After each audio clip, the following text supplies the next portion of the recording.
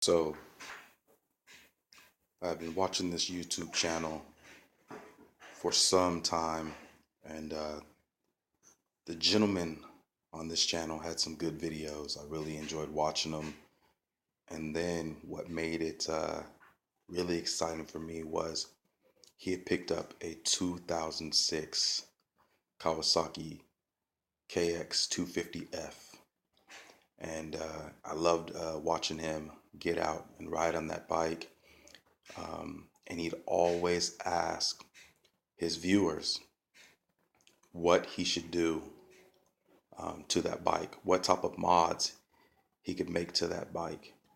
And he never would listen to them. You know, a lot of people, including myself, would say you should make it into a Team Pro Circuit Kawasaki um, replica of Ryan Villapoto, Ben Townley, or Grant Langston's bikes from that year. And then out of the blue, he sold the bike. And he never did anything that anyone suggested to him with that bike. And that just lost me complete interest in that channel. But I thought to myself, I picked up this 1998 Kawasaki KLX300 as a basket case. This bike came to me. It didn't have any wheels, any forks. It was basically the frame, the cases, the motor was seized up. It didn't have the KLX 300 top end, but the guy had obtained a 250 KLX 250 top end. You can get those very cheap. There's a company in China that makes a kit for that for the KLX 250, and so he got one of those kits. And hey, I thought, hey, I can do something with this. So because the bike had title in California, I'm in California, it is so important to have a pink slip and title for your bike. Otherwise, you can't do anything with it except for ride it on private property. You can't take it to the campsite and go riding on the trails. You can't race enduros. You can't do hair scrambles.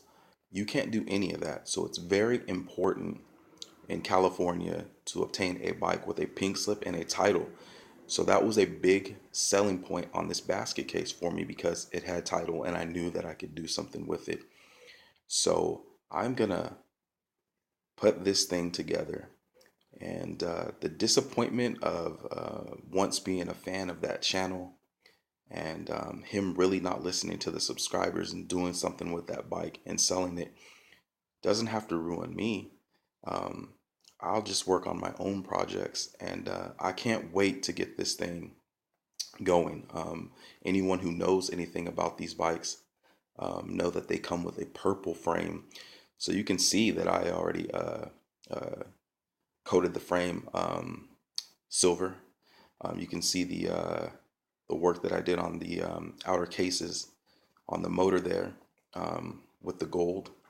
And I have forks. Oh, I can't wait to show you the forks. I actually got Kawasaki KX125 forks that are all done up for this, and I'm actually going to send the rear shock off to Pro Circuit. I know this thing can have tons of potential. Ty Davis raced one of these things. Larry Rossler raced one of these things. Andrew McFarlane actually won the four-stroke national title over in Australia. Rest in peace, Andrew McFarlane. On one of these things. What they did with theirs was they put Kawasaki KX250 plastics on it and made it actually look like the KX250Fs before they even came out. So there's a lot of potential, and I can't wait to get this thing to where it needs to be. Another thing on that channel that I'm speaking of, once he got rid of the 2006 Kawasaki KXF 250, the fans told him to work on his KTM 250, and he didn't listen to his fans once again.